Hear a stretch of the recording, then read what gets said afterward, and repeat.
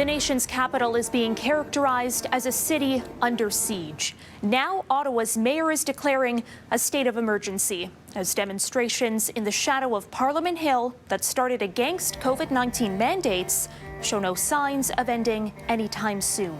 This is a nationwide insurrection. At a meeting of Ottawa's Police Services Board this weekend, the chief said his force is starting to buckle under the strain of what critics have called a lawless occupation. A police service under the Police Service Act was never created. The legislation supporting the Police Service Act was never contemplated.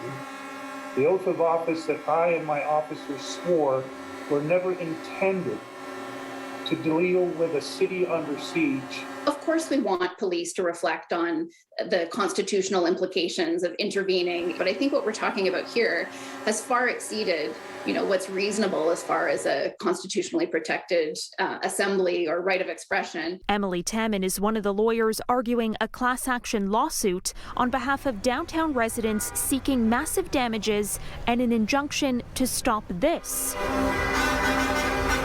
incessant horn honking. We expect to be able to show that this is actually an organized tactic to disrupt daily life for people in Ottawa as a means to exerting pressure on the government. While convoy organizers called for a short period of quiet on Sunday, some honking could still be heard. As of Sunday morning, there were 500 vehicles parked around the hill. Police are now warning anyone attempting to bring gas and other supplies to the demonstrators could be subject to arrest.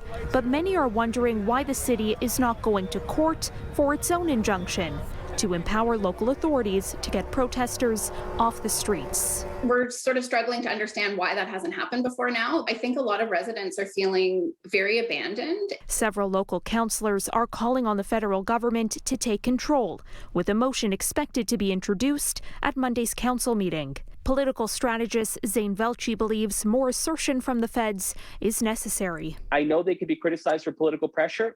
I think that's a risk they need to start taking as it relates to putting pressure on the city of Ottawa or providing other resources to get this done. For its part, the province of Ontario is dismissing concerns from Ottawa police with the clear message from the Solicitor General and Premier Doug Ford being police have been given everything they've asked for and they have the authority to act to deal with the situation themselves. Caryn Ceolin, City News.